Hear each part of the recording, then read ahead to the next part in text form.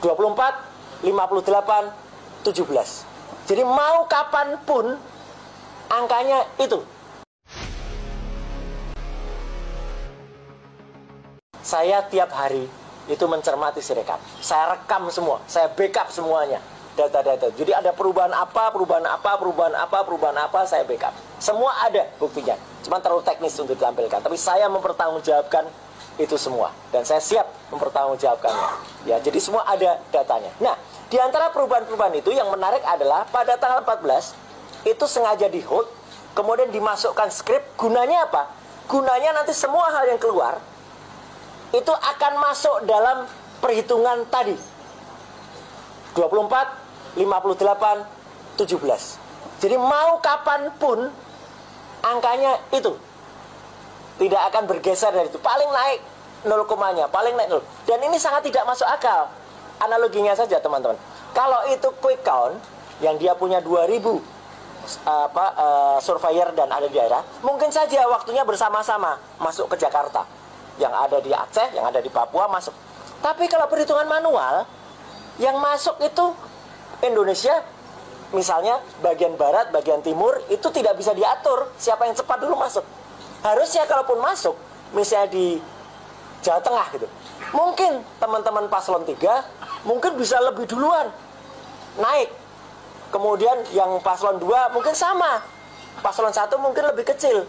Atau kebalikannya, misalnya di Aceh, paslon nomor 1 bisa dia naik duluan, paslon nomor 2, 3 mungkin lebih kecil. Tapi ini tidak. Di Sirekap tuh kayak sudah dikode. Dan ini ada rumusnya di dalam skrip tersebut. Kenapa kemudian ada skrip itu? Inilah kuncinya. Kenapa server Sirekap itu yang sudah saya ungkap semenjak 2 minggu yang lalu harus diletakkan di Singapura. Supaya apa? Supaya ada yang bisa memasukkannya dari Singapura. Begitu saya ributkan itu ada di Singapura, dan beberapa pakar lain menyebut, ada yang menyebut itu servernya ada di China, ada di Prancis, tapi saya bertanggung jawab untuk yang Singapura.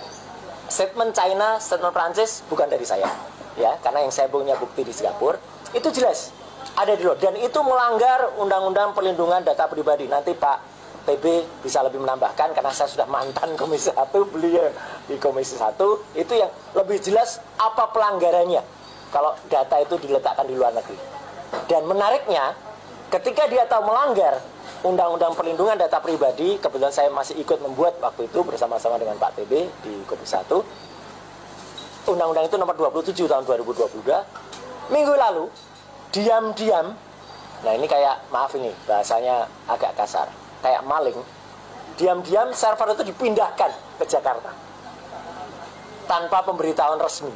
Ini kan luar biasa masifnya, luar biasa terstrukturnya, ya. Artinya tidak mungkin pemindahan server itu kayak kita ngopi dari cloud aja, enggak, karena ini dipindahkan dan pemindahan itu dengan tidak diumumkan ke publik. Maaf, ini saya bilang ini sudah ada mens rea, sudah ada kejahatan, sudah ada niat untuk pemindahan.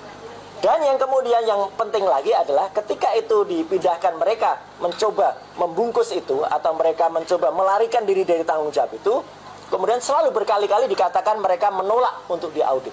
Ini pelanggaran Undang-Undang Nomor 14 Tahun 2008 tentang keterbukaan informasi publik. Yang menarik juga rekan-rekan sekalian yang saya temukan adalah dengan adanya pengakuan dari Ketua KPU semalam bahwa mereka sudah mengkoreksi sebanyak 154.540 TPS, padahal jumlah TPS-nya itu ada 220.000 di sini, ya. Persentasenya sudah di atas 10%. Silakan dihitung, ya, gitu. Ini berarti sistemnya sudah sangat tidak layak, sudah sangat tidak capable untuk melakukan menghitung. Paling kalau terjadi error, ya 3-5% dalam dunia teknis itu berlaku. Tapi kalau sudah di atas 10, bahkan ini sudah sekitar 18%, ini berarti bahwa sistem ini sudah tidak pantas lagi dilakukan. Tapi kemudian ketika mereka menolak dilakukan audit forensik, saya juga waktu itu harus dilakukan juga audit investigatif seperti yang diusulkan teman-teman ICW dan teman-teman Kontras. Jadi saya sangat mendukung mereka untuk melakukan itu. Dengan begitu akan ketahuan anggaran yang dipakai berapa, karena terus terang saja saya juga mendengar melalui internal grup teman-teman di kampus ternama di Bandung, mereka resah sekarang. Kenapa resah? Karena mereka dulu dilibatkan itu konon adalah secara sukarela.